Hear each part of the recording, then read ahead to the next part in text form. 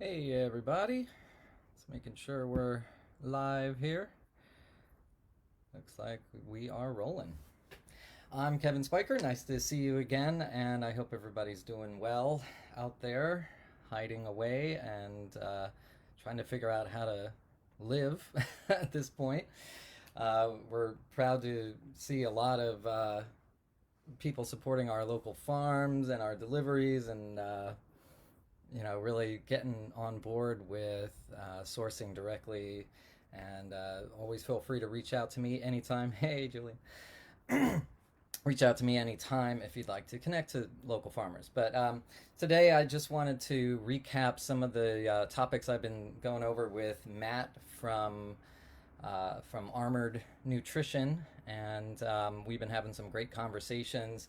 One of which was lost in the mix somehow, so I'm gonna just kind of recap what we went over with that session, which was geared around self-care strategies done the natural way based on ancestral wisdom and the learnings and teachings that I've been immersing myself with over the last 10 years or so. And so at the age of 42, I'm feeling pretty good. I've got great skin, great immunity, good eyesight, good oral health. Everything's nice and consistent for me. I'm not seesawing from like with hormones and in and out of sicknesses. And so I'd like to at least share what's worked for me. Of course, keep in mind the disclaimer here that I'm not a medical doctor, and you should always seek some professional advice, more professional advice maybe, if there's something major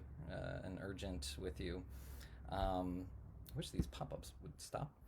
Um, so, with that in mind, I'm going to share from my experience and my personal arsenal of natural healthcare, self care products, and just review some of the things that I had gone over with Matt on another session that we had has somehow disappeared.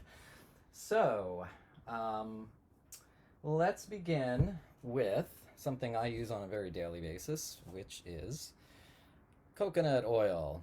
This brand, and by the way, I don't work for any of these companies or get any money for advertising or anything. I'm just sharing what works and the products I've come to trust over the years. So what you're looking for with coconut oil is to have it be cold pressed. You want it organic. You want unrefined, and so the Nutiva brand seems to be the best all around winner for me.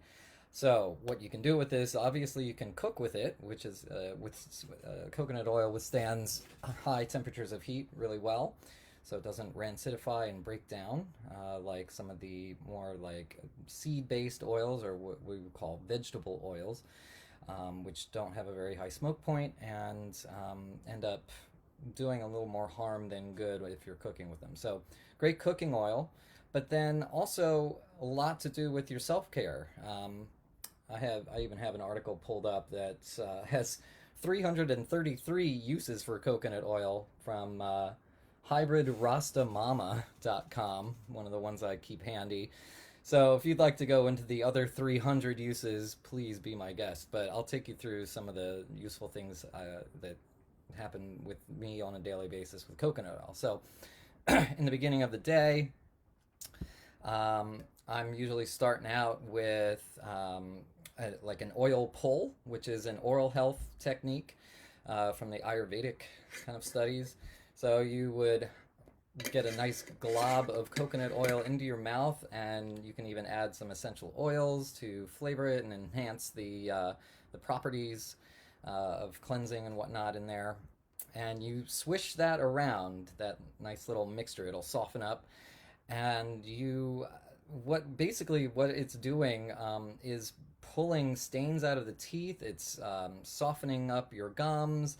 It's getting in between in ways that maybe floss doesn't do, and it's also actually believed to be cleansing the blood as it does that, because the blood is passing through such a thin surface of the roof of your mouth that toxins can even be pulled out through that thin membrane from your blood. So that's why they say do your oil pulling for about 20 minutes if you can build up to that. Because in 20 minutes, all the blood in your system has circulated through your mouth and had a chance to maybe be cleaned out a little bit. So, oil pulling is a great technique. Now, I also slather this onto my skin for a number of reasons. Right now, particularly because it's known, coconut oil is known to have antiviral properties. So, what I'm looking for in my self care products is products and substances that work in tandem with my body and don't poison it at all to get the job done or inhibit my microbiome or other important functions. So that's why I really try to swear by things that I know are going to work in harmony with my body. So with coconut oil, it has antiviral, antimicrobial properties that work in harmony with the existing microbia on our skin and in our mouth and whatnot. So it's a good partner to have that's taken out bad guys without injuring and messing up any of the good guys that you do want to leave intact. So this is great for your skin. It also has an SPF of 5, they say, some protection factor. So I'm using it in the summer as a bit of a sunscreen as well. Keeps you moist. People always say, "Oh, well, doesn't it get greasy or will it clog my pores?" I haven't found anything to the kind. In fact, I find that it's doing the opposite. So, by keeping the microbial balance on your skin, you'll have less of these acne type issues and more of a balanced level of the oil that you should have intact on your skin. Your skin is designed to have a layer of healthy microbes and good oils to seal it up. And lately we've been scrubbing ourselves to death here and perhaps leaving ourselves a little more vulnerable to infections as your skin begins to crack from too much Purell, and all those approaches are leaving you a little bit vulnerable. So just be aware of that. Try to go easy on your body and try to bolster your immunity right now, and don't make it any harder for your body to do its job of defending its vital areas. So that's coconut oil in a nutshell. Definitely my best friend. Lots of great uses there, which I won't get into the rest of. But let's see. In terms of staying with the skin, self-care in terms of body odor, I've really found good luck with clay-based deodorants. So here's one by a great guy out of Jersey City. Cooking this stuff up, blending this stuff up himself. He does great soaps and other personal care products, but I really found that this was the first natural deodorant that actually worked. I was pleased to not have it failing me in an hour or two like some of the other ones I've tried. Another great brand here, was it Schmid's, and that actually has some charcoal in the mix. So this has bentonite clay, which is very absorbent naturally. It has a negative charge that draws in free radicals, positive ions, and sucks up some of the stuff that will linger in your armpits and start to cause the odorous bacteria to build in there. So the key here is to be staying away, and this is the big switch, from antiperspirants, in particular because they're using aluminum as the way of sort of clogging up your pores and keeping that exit strategy blocked up for the body. Now, the body needs to detox through a lot of different pathways, and the pits being a very important one that we seem to just want to clog up and not sweat. And I don't know if you've ever noticed, but maybe antiperspirants don't really keep you from getting the wet pits if it's that kind of situation. You're sweating a lot. I don't think there's anything that'll stop that. So maybe just having a bit of acceptance around your bodily functions there.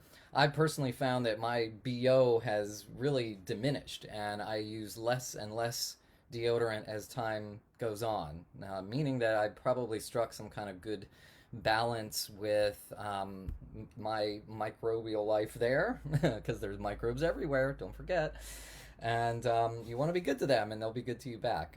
We have something on our skin called ammonia absorbing bacteria, which we need to really leave intact. When we sweat, we're exuding ammonia amongst other things, other toxins and things from the body that do need to escape through the skin and through other ways. So by just obeying nature a bit more and letting your processes happen, I think you'll start to find that the body is more self-maintaining than we give it credit for. And there's a lot of people with products who want to step in and take over for a lot of our normal daily functioning in our body. So, let your body have a shot at some of this stuff as well. I think you'll be pleased. I was even going to actually demonstrate what I do in terms of other oral care is to make my own mouthwash, which is quite simple. Get a little mason jar here, and I've done this for years, and I'm cavity free, so just to let you know, it seems to be working. I don't even know when or how I learned how to do this, if it was instinct or what, but so this is some good quality baking soda. You can see the handwritten label from the nice Amish folks I got it from in Pennsylvania. So, but if you're shopping in a store, Bob's Red Mill has a good aluminum-free baking soda. And so you want to just kind of coat the bottom of your jar, about yay. And then next up we have sea salt. So I like Celtic sea salt. I'm going to check the comments in a bit. I'm just going to kind of stay on topic for a minute, and then we'll take a little question break. But so this is some great quality sea salt you can also get from our lovely farmers. You can, because they're buying it in bulk, they can share the savings onto you. But a good Celtic sea salt is good, or Himalayan pink sea salt, which is technically mountain salt, but I actually prefer that these days. I'm a little concerned about the quality of our ocean water, given that Fukushima is still gushing hundreds and hundreds of tons of radioactive material in there that's made its way around the world. So when they're mining in the Himalayas, that's very, very old sea salt, seabeds that were pushed up through and providing us with the vital salt supply that we need that's of good quality and the right mineral balance. So I then just sprinkled the chunks of sea salt over the top of the baking soda. So now you're about yay deep with solid material there. And I will get into more about essential oils as well, but to give this a little extra punch, I use, let me grab the ones I use here. Very good for gums and just oral health in general is clove, and clove bud in particular with this. And 1, 2, 3, 4, 5, 6, 8 drops maybe, depending on your taste. A dash of lemon essential oil. Not too much. Stuff's pretty strong. I don't want to like erode your enamel. I have a little bit of tea tree oil, which is a very time-honored antiseptic quality. I believe it was actually discovered during wartime in Australia to be a kind of a life-saving sterilizer for wounds. So definitely has some backing there. A dab of cinnamon, just 'cause. And maybe a little bit of peppermint. So now you've got a really good, well-rounded, tasty mouthwash, and then you fill that up with water. I prefer spring water that essentially I harvest, but you can buy good quality spring water if you're in the Asbury Park area. Kepwell spring water is a local a source where they're actually tapping right out of the spring on site and bottling it right there. So it's not driving around in trucks in the plastic bottles getting all contaminated and icky. So try to find some local spring water. Even there's even these pop-up booths now you can pull up to and pop a few quarters in and fill from there. I think the company's called Great Oaks. So look around, see if you can get some really good quality water for all of these things, especially for drinking, but also if you're going to do some of your DIY projects and things, it's very helpful to have high quality water, because what's the point of putting chlorinated water into something that you're trying to preserve the natural qualities of?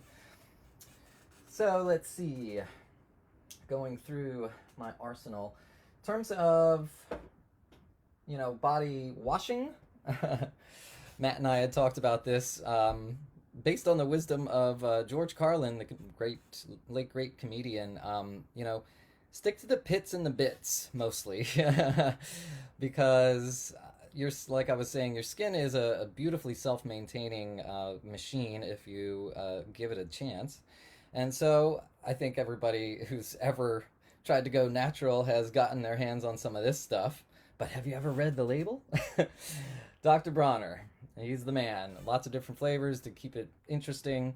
I get myself a nice natural sea sponge, and it's a good way to preserve your Bronners, because it's pricey and it's pretty potent stuff. So to dilute it a bit in a sponge is the way I go.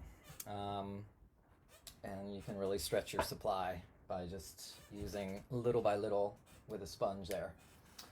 And let's see what else is in the arsenal here. Oh yeah, and then also the Amish farmers have some really great options for soap. This happens to be like a charcoal based soap, which I find to be very cleansing at a time where you're trying to just make sure you're thorough. So charcoal, like the clay, is very absorbent and is able to suck up toxins in ways that aren't doing harm then along the way. So along with the activated charcoal idea, I use a charcoal-based toothpaste that I've been trying to whiten up my pearlies with. Seems to be working. It's only a few weeks in, and I'm having pretty good results. You can also buy activated charcoal by the jar and kind of create your own tinctures and whatnot. Activated charcoal, by the way, is what hospitals will use if you show up to the poison control center and you need to get your stomach pumped or something. They're pretty quick to give you the activated charcoal to absorb toxins. That's how potent it can be. It can be a lifesaver. So, and then also mix it up with a bit of the earth paste. So clay and charcoal, two of our ancestral strategies that still work today, and there's some good products on the market that utilize that. So I've even used this particular, the peppermint from earth paste is fantastic for skin blemishes and even a deodorant if you happen to run out of your natural deodorant. I've used it for a lot of little minor irritations and things on my skin and whatnot. So definitely a good thing to keep handy. Anybody who knows me knows that I'm traveling with all this stuff in a little man purse all the time. So, I go with what works. So that's oral care in a nutshell. Another great strategy in terms of with the idea of absorption, if you are running into gut issues or you have candida overgrowth, things that are physically gunking up your gut, food grade diatomaceous earth is a great solution to mix into a scoop of that into some water and drink that first thing and get that rushing through your gut to so what diatomaceous refers to diatoms. If you remember from grade school biology, diatoms are the single-celled creatures that live in pond water and things. So what happens when their shells dry out, it creates a little vacuum cleaner that is also negatively charged, like the porous clay and the charcoal. So it creates an electrically charged natural little vacuum cleaner and containment vessel. It'll also slice and dice the filaments of overgrown yeast and candida in the gut, um, miraculously without necessarily damaging your gut, which I've found, which is awesome. So, again, working in harmony with the body without doing damage, I think, is your best bet these days. There's a lot of healthcare, self-care products that, if you read close enough on the label, you'll find are fraught with toxins and things that, you know, on one hand, you're fixing one problem in the body and then starting to create others along the way if you keep using them. So I really like to stick with things that maybe your great grandmother would have known about and taught you about, given the chance. So um, I'll just take a quick sec to see if we have any questions. Cuckoo for coconuts. Sorry, Matt. I wanted to finish. I know we were gonna do this one together. It's just schedule wise and whatnot. I just wanted to get it out. We have a part two to this that I'm gonna attach, where we go into sunlight and water and some other great healing advantages and strategies at a time like this. So let's see. So much in my arsenal. So diatomaceous earth is good. I've been trying out this pure magnesium spray, which is a great. We're pretty deficient in magnesium. I think that's been a consensus in the nutrition world. Magnesium is deficient now in our soils, primarily due to over farming, over agriculture, over pesticides, and it's the one ingredient in the soil that's really becomes more and more scarce. So even eating organically, you're not getting the kind of magnesium that we may have gotten in the past, or at least our ancestors had gotten with their good soil. So this is something you can spray on your feet before bed. I find I drift magically off to sleep when I do that. You can use it as kind of a pre-treatment deodorant. I kind of start the day with that. It can sting a little bit, so just watch. But that's just the magic getting absorbed. And so still dabbling with this, but it made the cut for this one. Um, and then, this is my kind of like what I have by my bedside. It's, all the little potions and things that if I'm feeling a little off, I feel like I'm guided by my instinct to reach for that specific essential oil or whatever. So one I'm reaching for a lot is lavender oil. Has a lot of great uses. If you're going to get into essential oils, start with peppermint. Peppermint and lavender are just really some of the most useful. And what an essential oil is, if you're not too familiar, is it's a steam distillation of the plant matter. Shortly, like the best essential oils are done as soon as the crop is harvested and put right into the distilling apparatus. The steam rushes through and is collected on the other side, and that extract there is what we call an essential oil. So it's all of the important plant chemicals that they produce to keep themselves healthy and defend viruses and pathogens. And over the eons, we've found that they are helpful for us as well. So there's a lot of brands. Do your research. I've used Young Living, which has, to me, really great quality. But I've also been buying from farm stands in the Amish and people that have also used these things. And you can trust your sense of smell with these. I can go side by side with two different brands and know immediately if that's a decent lavender or not. You got to just trust your instincts on these things.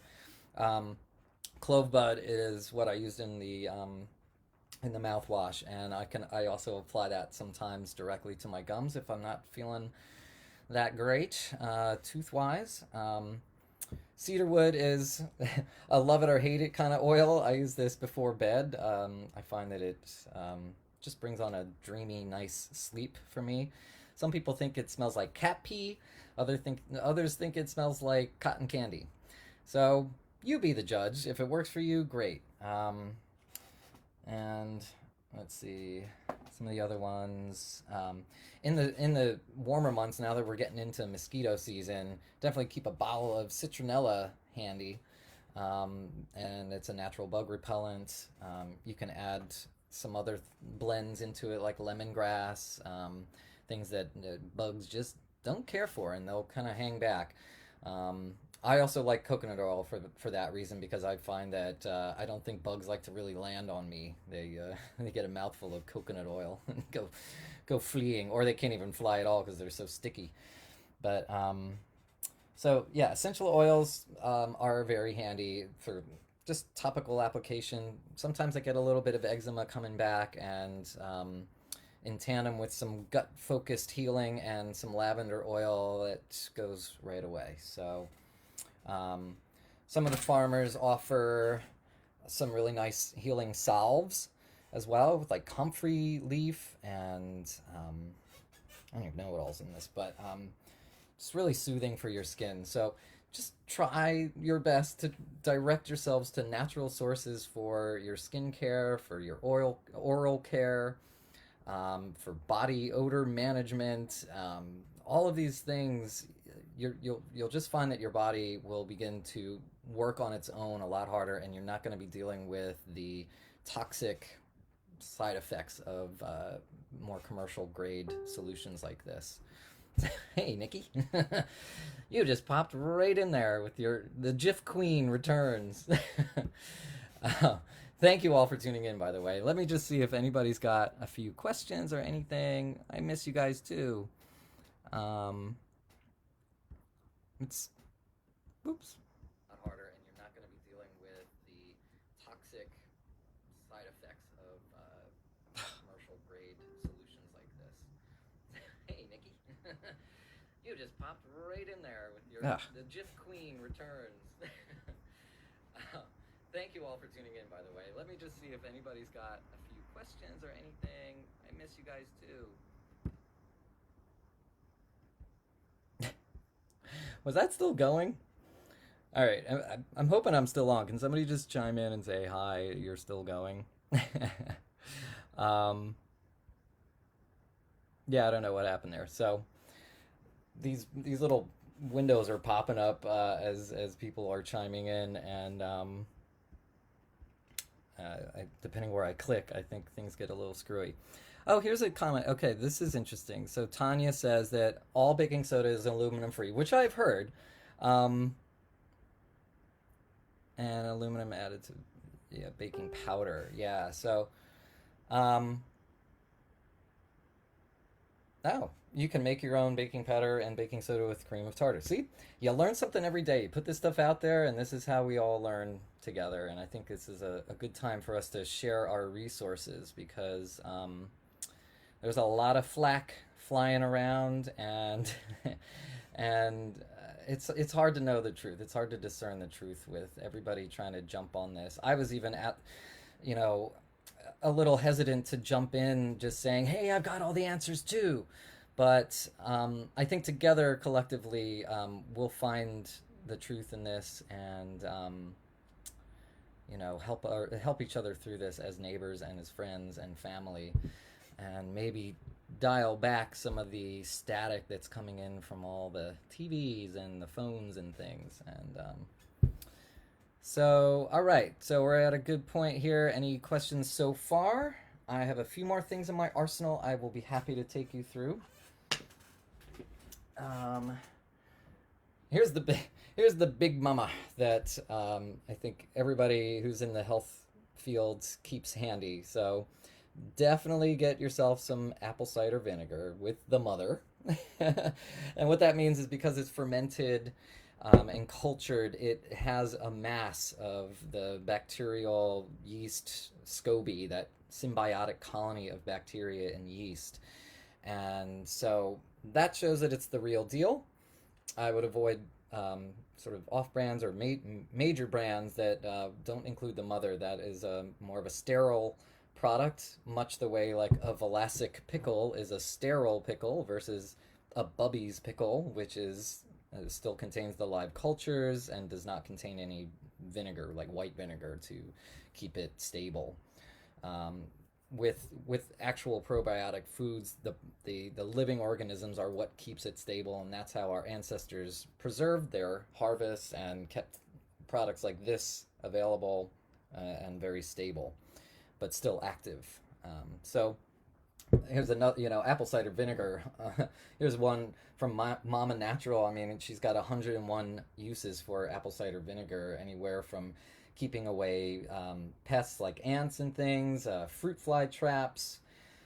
Use it in laundry, weed killer, cleaning, all kinds of things. But a good thing, and something I'm typically using it for, is at the first onset of any sort of a sore throat or sinus issues. I mix a little water into that and gargle, or do a little shot of it if you can stomach it. It's pretty strong. And that starts to knock out any intruders, and bolsters your own immune system through providing those good bacteria to your gut. So definitely a standby in this household. So another additive for water. This isn't the actual bottle, of course, but this is Swedish bitters, and it's another time-honored tincture with made from the ground-up roots that are distilled, and just another old-timey remedy to add to some water if you have a little stomach upset or nausea. I do it as a maintenance thing as well. I typically think if I'm going to have water that I'm traveling with for a day, going on a hike or something, I like to add this because it seems to keep the water a little bit flavored and free of that warm, funky water smell and taste. So that's another good one to keep handy. It looks like Cheryl's tuned in, which is awesome. I'll give Cheryl a plug here. Stripped Body Care LLC on Etsy. She does great tallow products, which are good for your skin. She's using high quality essential oils in those as well, and I've been loving it. As soon as she gave us some samples for a tasting, she happens to source from one of our great Amish farmers, Miller's Biodiversity Farm, and uses his tallow to create her products. So check her out, and thank you for tuning in. And we'll see you Thursday for a fun day of deliveries. Oh, here's a little guy that was hiding along with the apple cider vinegar idea. This is like a revved up on steroids apple cider vinegar called fire cider, and some people are even making this themselves. I've met a few people along the way that have their own version of this. So this is definitely something to keep handy, but dilute, because it's pricey and you want to try to make your supply last. So dilute. And also good for knocking out that first phase of any kind of a cold or something coming on. I like to catch these things early. I think that staying in tune with your body is one of the best ways to just manage your health and just stay on top of any new sensations, not to the point of being a hypochondriac, mind you, but if you're starting to feel a tingle or a sniffle, just have this stuff at the ready and don't have to rush out and find it before it's too late. So let's see. I think that's most of the stuff that I'm turning to on a regular basis. If anybody has any questions, let me just check the feed here again. Yes. All right. Lemon water, also in the morning. Great way to fire up your gut and get those juices flowing. Let's see, loving the oils, nice.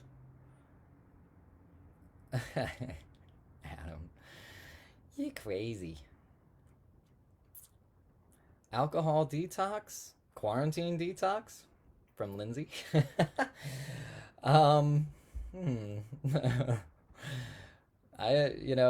What are you detoxing from? Is it too much booze? Well, I can private message you some of my solutions for that. Yeah, just try not to overdo it. It's not easy when you're stuck in home and all you've got is a fridge full of brews. But all right, well, that's my mini arsenal, and um, let's see. Some of the other just quick plugs for products that I'm reaching for on the daily. Raw honey, and this time of year, in the spring, it's really good to get on board with getting some local honey if possible. Make sure it's raw. That's how all the magical properties are preserved.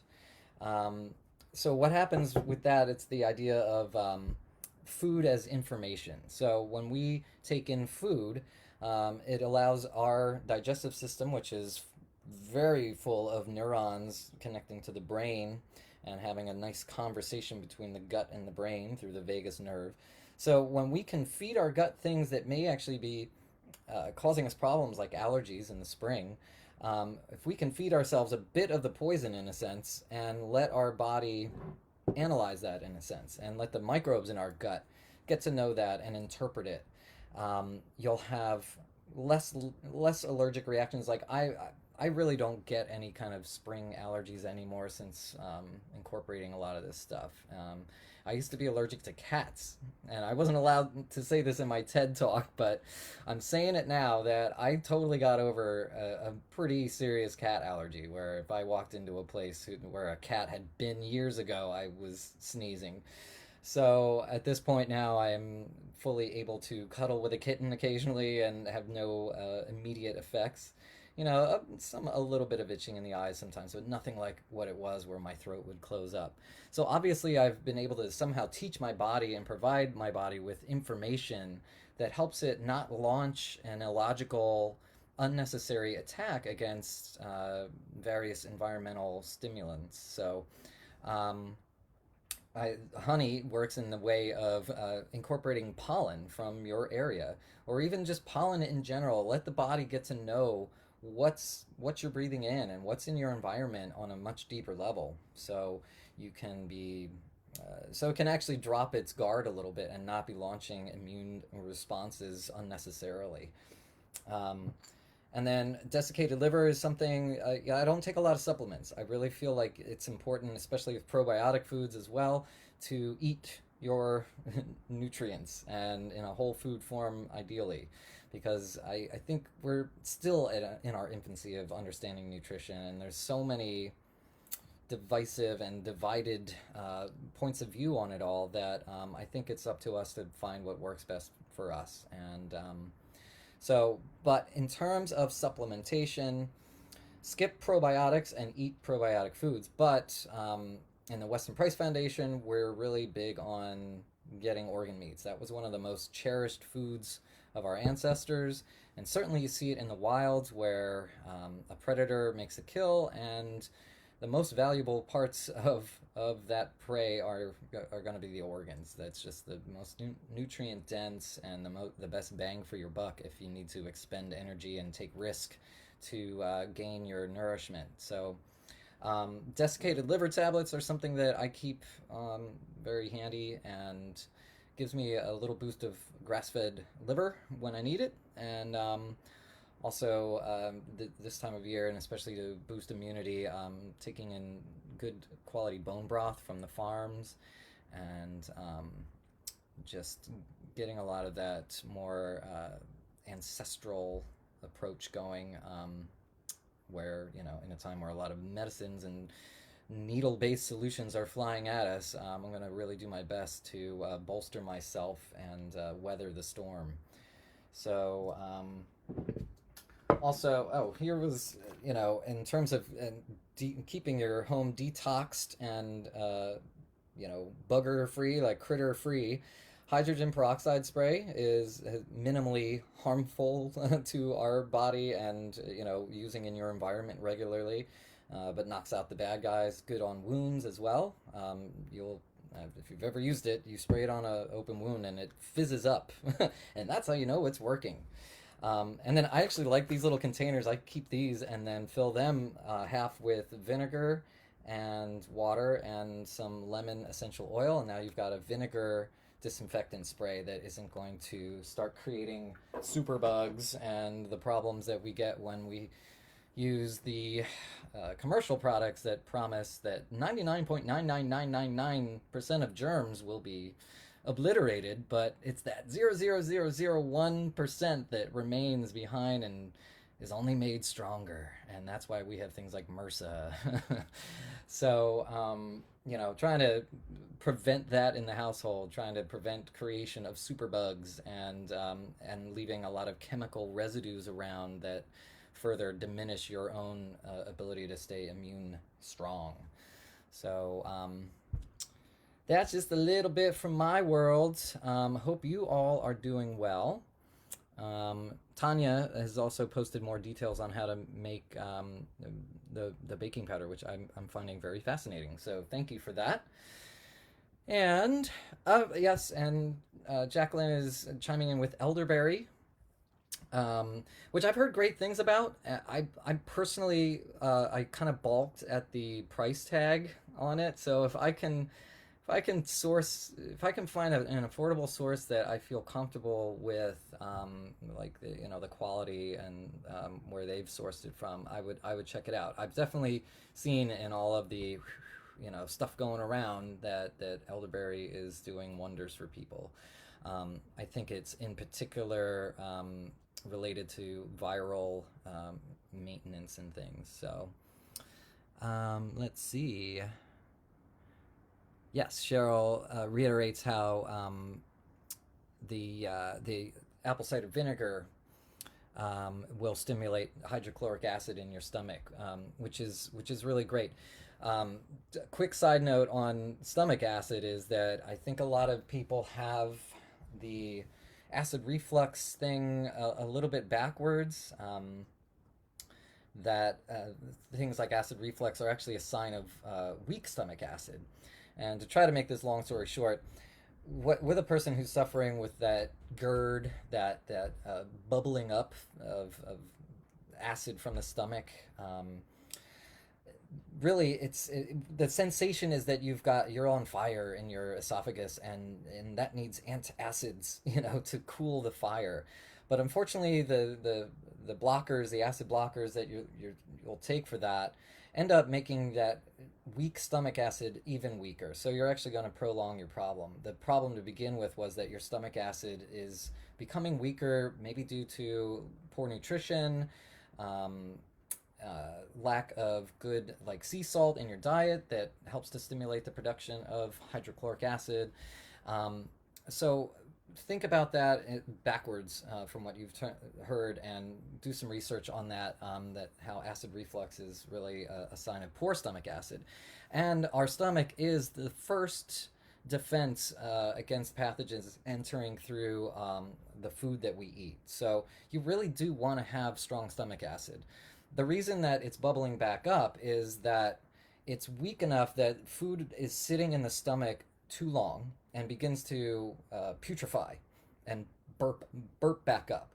So what's happening is, in conjunction probably also with a problem maybe with the seal between the esophagus and the stomach, that muscle is weak, and that could be more of a neurological issue, and something you have to look at in terms of bolstering neurological function to keep those valves working well.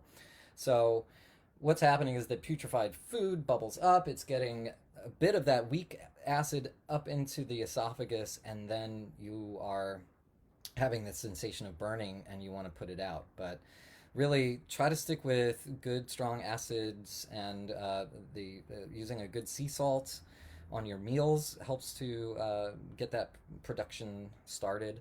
So we can dive more into that at another time, or you can message me about info that I have on that. I will preach on. Anybody else with questions on here before I wrap up? Good stuff. I'm really glad to see people chiming in. Oh, Matt asks about fluoride in toothpaste. LOL. I'm imagining if you've tuned in and listened this far, I'm hoping that you've let go of the idea that fluoride is essential for strengthening your teeth. If we're going to put it through the ancestral wisdom lens, there's indigenous cultures and ancestors from far back that had great tooth health, great oral health, without any of the crutches that we lean on today, and no modern dentistry to help them through, and yet had virtually no tooth decay, nice straight teeth, and you know, very healthy mouths. So, with the advent of fluoride promising to strengthen our teeth, I really have my doubts from what I've learned, and fluoride can bind to your teeth, but it can actually make them more brittle. I believe in building our teeth from the inside out through eating plenty of good fat-soluble vitamins, A, D, E, and K, to actually help mineralize your teeth. Eat good minerals. You want to, feed your body what it needs to build itself, and the teeth are a huge part of our health. It's the first window into our health that we have, and so if you're getting some problems with the teeth and the gums, you probably are going to start having problems elsewhere. It's the canary in the coal mine for major health problems. So that is, good to keep in mind. I avoid fluoridated anything. I know that the water supply around here is fluoridated, unfortunately, and sadly, that's more of an issue of them disposing of industrial waste into our water supply. But I encourage you to do your own research on that. I'm not going to speak too much on that, lest I get cut off. Oh, I saw another question before. Any wild, Mariana, hi. Been a while. Do you know any wild springs? Go to findaspring.com and put in your zip code, and you can start to zero in on some springs in your area to fill. Now, right now, I've been trying to get to two of my beloved springs, and they are closed off along with the rest of the parks around them. So I'm out of luck right now, but when things relax, hopefully we can get back to our springs and fill. So I can message people more about that if you're interested in learning more. And for now, you can go to Daniel Vitalis's awesome project, findaspring.com, and find some time-honored springs in your area that people have used for eons. Probably Native Americans even used a lot of these, or at least in the areas where springs are prevalent. So, all right. Well, just saying hi to everybody else who chimed in. Guys are hilarious. All right. Well, that's good for me. I'm 47 minutes in, and I'm hoping I'm not boring anybody to death. But I'm wishing you all the best. I encourage you to do some research. WestonAPrice.org is a great place to start. That I'm a Weston A. Price chapter leader and represents the principles and the values that they put forth. It's great, well-grounded scientific knowledge based in the wisdom of our ancestors. So you get the best of both worlds there. They're trying to tap into what previous generations knew to be very true and helpful, and farming methods, just personal care methods, the healing arts. It's all there. Great research to dive into. I'm still a fan of Dr. Mercola. His site has, I think it's just mercola.com. It has a great search engine with a lot of research and cross links to start exploring. You can just, type in a health issue, type in a nutrient, anything you want to learn about. He's got years of blogs and research to pore over. And you can always check with your local chapter leader and people like us that just dig deep and do our own research and stand by it. I wouldn't ever tell you anything that I haven't tried on myself that that hasn't worked. So, all right. Well, thank you and be well. Really wishing everybody the best of luck. Anybody who may be suffering or has lost anyone, my heart goes out to you, and let's stay together as neighbors and as friends and family, and get through this together, and let's be smart about it, and bolster our bodies along the way, and support our local farmers. So, Farm Over Factory for Evs. I'll see you guys soon. Tune in. Matt and I will probably be back with another fun episode as we continue to explore healthy remedies and natural solutions and strategies. So, thanks again, and be well. Good luck. Message me if you need anything.